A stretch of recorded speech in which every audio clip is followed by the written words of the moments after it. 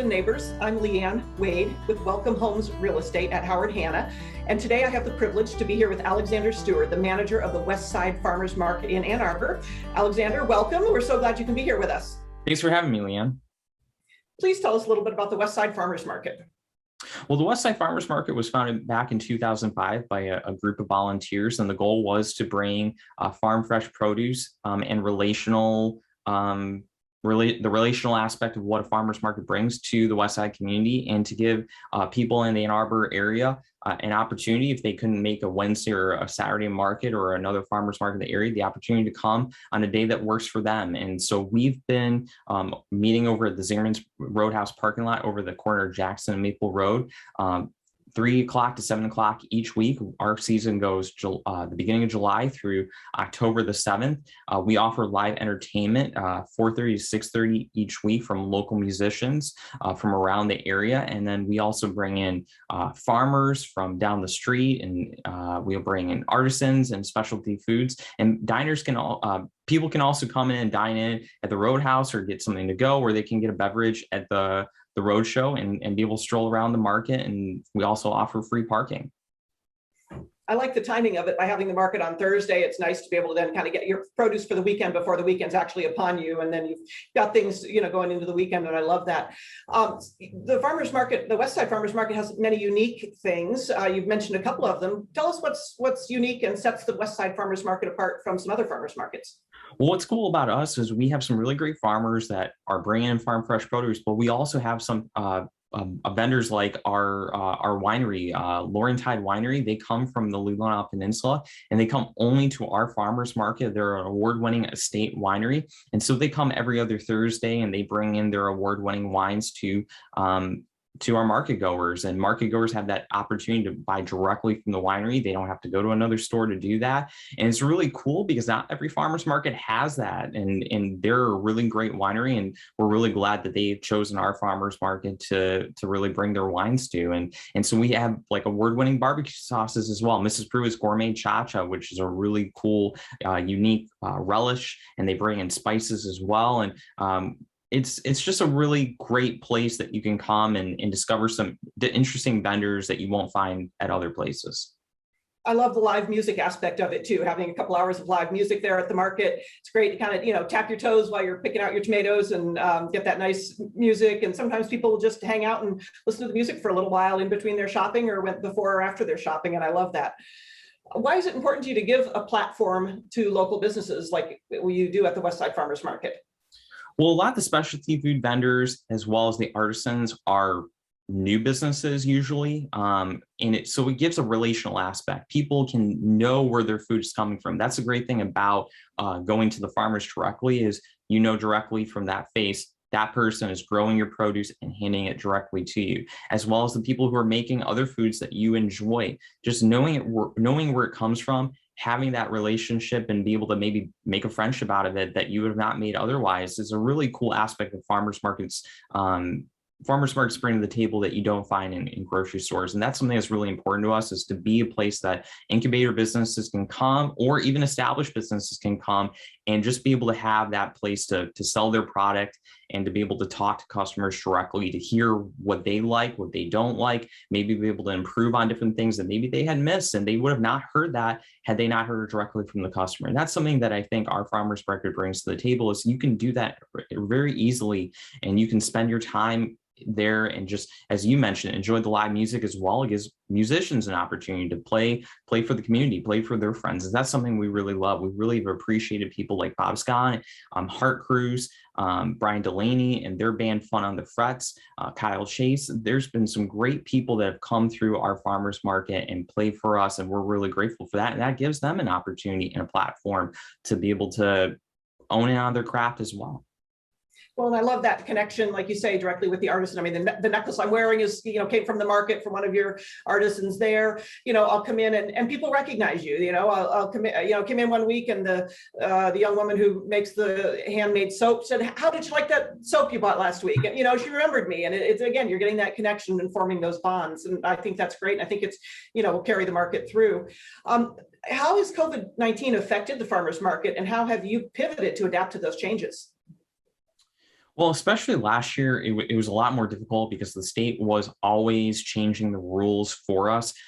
We've continued this year to keep our vendors 6 feet apart and keep that social distancing. We have changed our rules. We were requiring vendors as well as customers to wear masks last year. This year, it's been optional, but we've just been trying to adapt as the state has made different changes to the rules and follow everything that's being stated by them, and then looking at the Michigan Farmers Market Association, see what guidelines that they have, and just trying to make it safe for everybody who comes to our farmers market. We're just trying to keep, it's just made things a lot more difficult, to be honest with you, but we're just trying to do the best that we can with social distancing. That's prevented us from maybe bringing in a few more vendors and be able to fit things a little bit more tightly, just because we're trying to keep that safety aspect there for everybody who comes. Because the last thing that we want is a vendor to come down with COVID and then they're not there for quite a few weeks, or customers to come down that traces back to us. So we're trying to do whatever we can to mitigate that as much as possible, and to make our customers feel safe. But it definitely has added some new challenges to the mix that we haven't experienced in the past. Yeah, it sounds like it's definitely keeping you on your toes on top of all your regular responsibilities. What is it like to manage a farmer's market? It's a lot of fun, but it's definitely interesting because a lot of what managing a farmer's market is really event managing, but then you're also just trying to make sure that you're following the guidelines and the regulations that the state has for different food laws and food safety and everything like that. So it's a lot of fun because I've gotten to build a lot of amazing relationships with the farmers, with the artisans, with the specialty food makers, with the people at the Zingerman's Roadhouse, who are just a really great people and have been really supportive of our farmers market. And it's allowed me to build a lot of friendships. And that's the thing that I've really loved about being a market manager, is just the opportunity to meet new people. And it's also given me an opportunity to go visit the farms, because part of being a market manager, you want to ensure that your customers are getting the freshest, the most truest produce possible from the farmers themselves. And so it's great to be able to go over to those farms, see them in their element, and also ensure your customers, when they come and say, well, that person over there, they're not growing that corn. And I can go like, yeah, they do grow that corn. I was at their farm last week, I have photo proof. It gives that trust to the customer as well, that you as a market manager are doing the most that you can. Most market managers do go to the farms. They do try to make sure that their customers are getting what they expect that they're purchasing.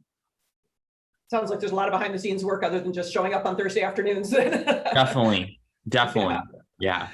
What does the future hold for the Westside Farmers Market? Well, we're hoping to continue to expand our vendor roster, as well as just raising awareness to customers in the Ann Arbor area that we exist as a place that they can come and shop and build relationships with the local community, the local businesses, the nonprofits. We do have opportunities for people to come and really bring their nonprofit to our farmers market to bring more exposure to that. And we're always looking to build more relationships in the community. A lot of people don't know about our farmers market, which we find interesting.